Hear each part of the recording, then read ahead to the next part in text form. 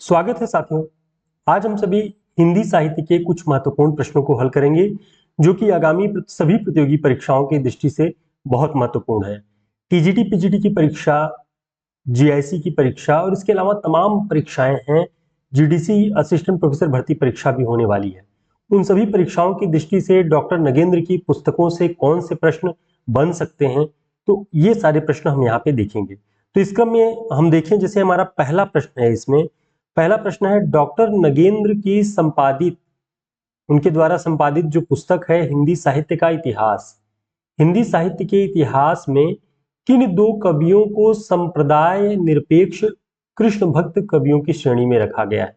यानी कृष्ण भक्ति शाखा के अंतर्गत कई सारे संप्रदाय हैं, कई सारे मत हैं, दार्शनिक सिद्धांत हैं, लेकिन कोई दो कवि ऐसे हैं जिन्हें डॉक्टर नगेंद्र की पुस्तक में किसी भी संप्रदाय में नहीं रखा गया है, संप्रदाय निरपेक्ष रखा गया है।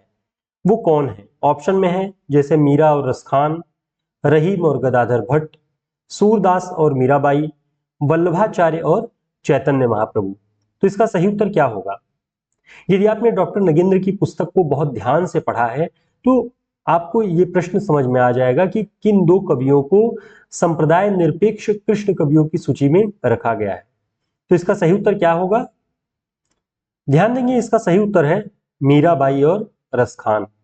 डॉक्टर नगेंद्र की पुस्तक में मीराबाई और रसखान को किसी भी संप्रदाय के अंतर्गत नहीं रखा है। उन्होंने जो अलग अलग, जैसे गौड़ी संप्रदाय है, राधा वल्लभ संप्रदाय, वल्लभ संप्रदाय, हरिदासी संप्रदाय, किसी भी संप्रदाय के अंतर्गत नहीं है रसखान और मीराबाई। तो ये आपका सही उत्तर हो जाएगा। अब इसके विषय में कुछ महत्वपूर्ण बातें हमें ध्यान रखनी होगी कि कृष्ण भक्ति के प्रमुख संप्रदाय कौन कौन से हैं, जैसे वल्लभ संप्रदाय, निम्बार्क संप्रदाय, राधा वल्लभ संप्रदाय, हरिदासी संप्रदाय और गौड़ी संप्रदाय। इन संप्रदायों के अंतर्गत कौन कौन से कवि आते हैं वो हमें देखना होगा। जैसे अगर हम बात करें वल्लभ संप्रदाय, तो वल्लभ संप्रदाय के अंतर्गत कौन कौन से कवि आएंगे, तो इसमें अष्टछाप के जो कवि हैं वे सारे वल्लभ संप्रदाय के अंतर्गत आ जाएंगे, ध्यान रखना है।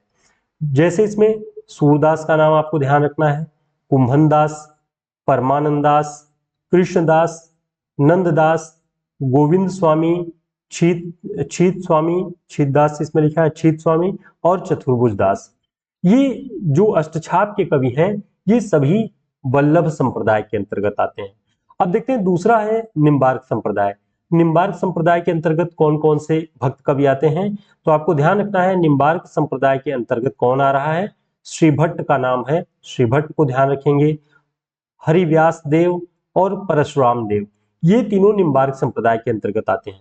तो निम्बार्क संप्रदाय के कई सारी विशेषताएं आप लोग जानते होंगे, लेकिन कवि कौन कौन से हैं इस संप्रदाय के अंतर्गत ये बताना मुश्किल हो पाता है, क्योंकि उस दृष्टि से अगर अध्ययन नहीं किया गया है तो नहीं याद रहेगा। तो इन तीनों के नाम आपको निम्बार्क संप्रदाय के अंतर्गत रखना है। देखते हैं राधा वल्लभ संप्रदाय के अंतर्गत कौन कौन है, तो ध्यान रखेंगे हित हरिवंश, दामोदर दास, दामोदर दास कवि जो है इनका एक और नाम है सेवक जी। ठीक है, ये भी यहां से आपको ध्यान रखना है, किस कवि का नाम, किस भक्त कवि का नाम सेवक जी है, तो दामोदर दास जी का नाम सेवक जी है। इसके अलावा हरिराम व्यास, चतुर्भुज दास, ये जो चतुर्भुज दास हैं अष्टछापी कवियों वाले ही हैं, लेकिन विवादित रूप से राधा वल्लभ के संप्रदाय के अंतर्गत इनका नाम रखा जाता है। तो ये नगेंद्र जी की पुस्तक में आया हुआ तथ्य है। इसके अलावा ध्रुवदास और नेही नागरी दास, इतने लोग राधा वल्लभ संप्रदाय के अंतर्गत हैं। आगे देखते हैं हरिदासी संप्रदाय के अंतर्गत कौन कौन से भक्त कवि हैं। तो इस संप्रदाय के अंतर्गत आपको ध्यान रखना है स्वामी हरिदास का नाम आता है, स्वामी हरिदास हरिदासी संप्रदाय।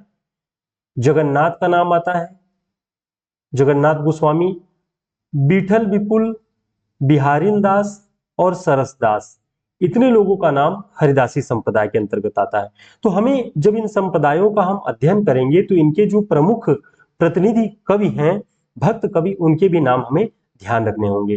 तो ये हरिदासी संप्रदाय के थे। अब देखते हैं गौड़ी संप्रदाय में, गौड़ी संप्रदाय के जो प्रवर्तक ही हैं चैतन्य महाप्रभु जी, इनका नाम आपको ध्यान रखना है।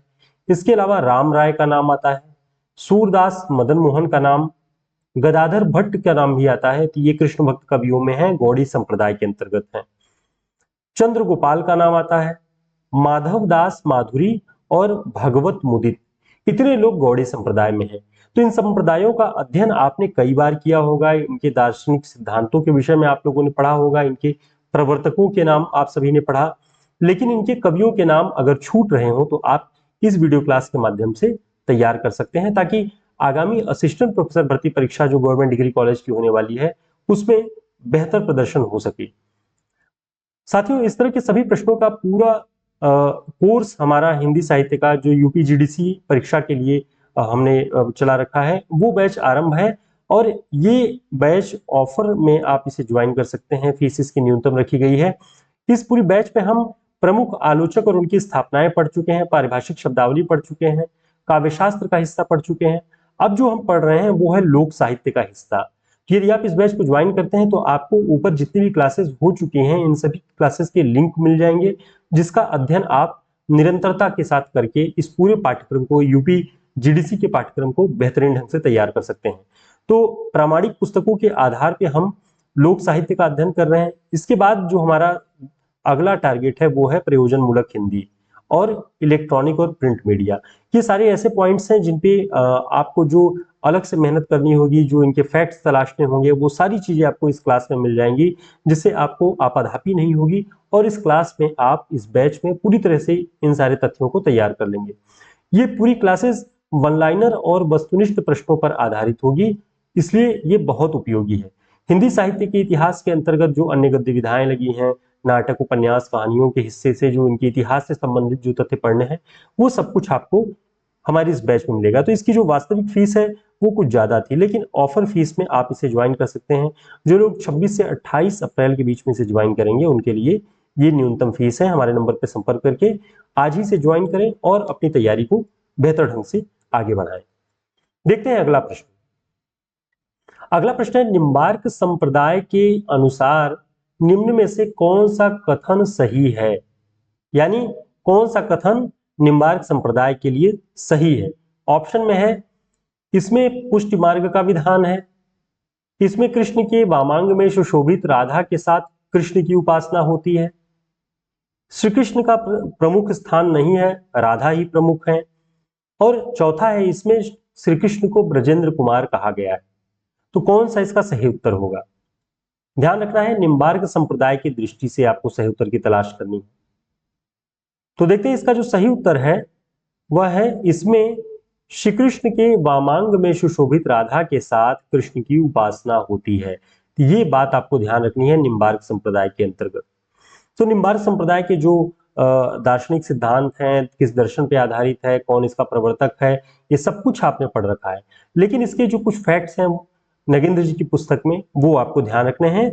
इसके अलावा जो और 3 ऑप्शन हैं उनके विषय में भी हम देखते हैं। जैसे इसमें पुष्टि मार्ग का विधान है, तो ये किस संप्रदाय के अंतर्गत होगा? वल्लभ संप्रदाय के अंतर्गत। तो पुष्टि मार्ग की जो अवधारणा है वो वल्लभ संप्रदाय के अंतर्गत है। दूसरा हमने अभी देखा ही, कृष्ण के वामांग में सुशोभित राधा के साथ कृष्ण की उपासना होती है, ये निम्बार्क संप्रदाय के अंतर्गत है ही। अन्य जो विकल्प है उसमें श्री कृष्ण का स्थान, श्री कृष्ण का प्रमुख स्थान नहीं है, राधा ही प्रमुख है। यह किस संप्रदाय में है? राधा वल्लभ संप्रदाय में। तो ये पॉइंट्स बहुत महत्वपूर्ण है, अगर आप इन्हें तैयार कर लेते हैं तो कृष्ण भक्ति शाखा के महत्वपूर्ण प्रश्नों को आप तैयार कर सकते हैं बेहतर ढंग से। तो इसमें राधा वल्लभ संप्रदाय में कृष्ण प्रमुख नहीं होते, इनका स्थान प्रमुख नहीं होता, राधा प्रमुख होती है। ठीक है। अन्य जो तथ्य है कि इसमें श्री कृष्ण को ब्रजेंद्र कुमार कहा गया है, यह किस संप्रदाय के अंतर्गत है? तो ध्यान रखेंगे, गौड़ीय संप्रदाय के अंतर्गत चैतन्य महाप्रभु ने इन्हें श्री कृष्ण को ब्रजेंद्र कुमार भी कहा है। तो श्री कृष्ण को ब्रजेंद्र कुमार किसने कहा है? चैतन्य महाप्रभु ने, गौड़ीय संप्रदाय के अंतर्गत। तो ये पॉइंट्स बहुत महत्वपूर्ण हैं, जो अगर आपसे छूट रहे हो अध्ययन के दौरान तो आप इन्हें एक जगह नोट कर लें। देखते हैं अगला प्रश्न। अगला प्रश्न है, पुष्टि मार्ग का मूल भाव क्या है? पुष्टि मार्ग का मूल भाव क्या है? ऑप्शन में है, श्रेष्ठ भक्त का पद प्राप्त करना, कृष्ण के साथ राधा की भक्ति करना, कृष्ण लीला का बखान, या भगवान का अनुग्रह या कृपा प्राप्त करना। तो पुष्टि मार्ग का मूल भाव क्या है? तो ध्यान रखेंगे, इसका जो सही उत्तर है वह है भगवान का अनुग्रह या कृपा प्राप्त करना। भगवत अनुग्रह प्राप्त करना ही पुष्टि मार्ग का साध्य है, उसका पूरा उद्देश्य और मूल भाव है। तो ये उसका सही उत्तर हो जाएगा। देखते हैं इसके विषय में कुछ और बातें।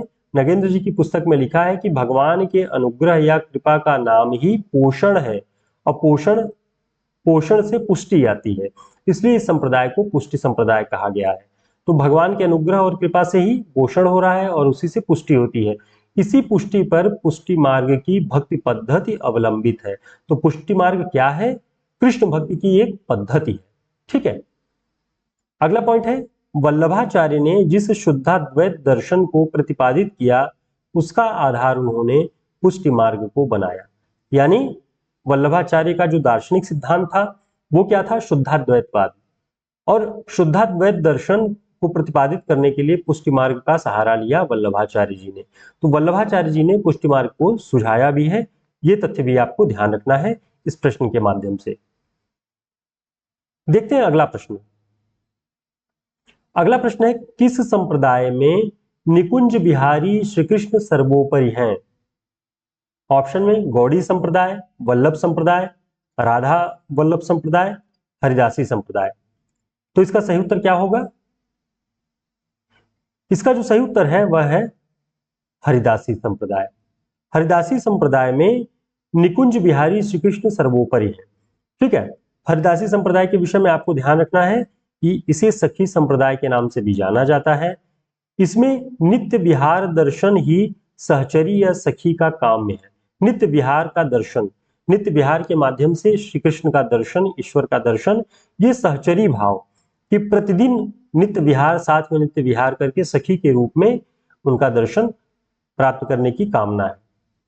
इसके अलावा राधा वल्लभ संप्रदाय से भी एक महत्वपूर्ण तथ्य कि राधा वल्लभ संप्रदाय में रसिक युगल किशोर का प्रतिबिंब है।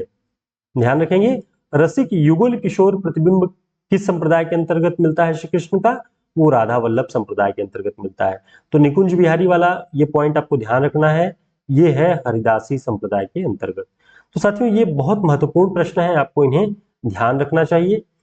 जैसे इसमें अगला प्रश्न है, वार्ता ग्रंथों के अनुसार 84 वैष्णवों की वार्ता के अनुसार सूरदास की भेंट वल्लभाचार्य से कब हुई? तो डॉक्टर नगेंद्र की पुस्तक में सन बताया गया है कि सूरदास की भेंट वल्लभाचार्य से होती है। किस सन में? ऑप्शन में है 1930 से 32 के आसपास, 1909 से 10 के आसपास, 1478 से 79 के आसपास और 1582 से 83 के आसपास। तो सूरदास की मुलाकात, साक्षात्कार वल्लभाचार्य जी से कब होता है? तो ध्यान रखेंगे, नगेंद्र जी की पुस्तक में लिखा है 1909 से 1910 के आसपास सूरदास जी की भेंट वल्लभाचार्य जी से होती है और वहीं उन्होंने उनसे दीक्षा प्राप्त की है। इसके विषय में कुछ और बातें ध्यान रखते हैं। सूरदास के विषय में इनका जन्म 1478 ईस्वी स्थिर किया गया है, सीही नामक ग्राम में, सारस्वत ब्राह्मण परिवार में। ये बात भी आपको ध्यान रखना है, डॉक्टर नगेंद्र की पुस्तक से ये प्रामाणिक तथ्य है। अब 1509 और 10 ईस्वी के आसपास जब वल्लभाचार्य जी से मुलाकात होती है, साक्षात्कार होता है सूरदास जी का, तो किस स्थान पर होता है? तो ध्यान रखेंगे, गौ घाट पर होता है। ठीक है, सूरदास जी की मृत्यु कब हुई? तो ध्यान रखना है 1583 ईस्वी में। कहां? पारसोली गांव में। कहां हुई? पारसोली गांव में 1583 ईस्वी में। तो ये सारे बहुत महत्वपूर्ण पॉइंट्स हैं जो कि आप कृष्ण भक्ति संप्रदाय के अंतर्गत इन सारे तथ्यों को तैयार कर सकते हैं और बेहतर ढंग से आप इस पूरे चैप्टर को समझ सकते हैं। ऐसे ही आगे और भी क्लासेस आपको लगातार मिलेंगी और ऐसी ही क्लास हमारे पूरे ऑनलाइन बैच में चल रही है जो यूपीजीडीसी के पाठ्यक्रम पर आधारित है। लोक साहित्य का अध्ययन हम कर रहे हैं। लोक साहित्य के बाद प्रयोजन मूलक हिंदी, फिर प्रिंट मीडिया, इन सभी पर व्यवस्थित अध्ययन होगा। फिर जो समय बचेगा वस्तुनिष्ठ और वन लाइनर प्रश्नों के माध्यम से हिंदी साहित्य का इतिहास, जिसमें जितनी भी विधाएं हैं इन सभी से रामचंद्र तिवारी की पुस्तक के आधार पे, नगेंद्र की पुस्तक के आधार पे इन सभी तथ्यों का पूरा अध्ययन किया जाएगा। इस बैच को ज्वाइन करें हमारे व्हाट्सएप नंबर पर संपर्क करके, ताकि तैयारी बेहतर हो सके और क्रमबद्ध ढंग से जो समय 30-35 दिन का बचा है उसमें आप अपने पूरे पाठ्यक्रम को कवर कर सकें। फिर मिलते हैं एक नई क्लास में, तब तक के लिए नमस्कार, शुभकामनाएं।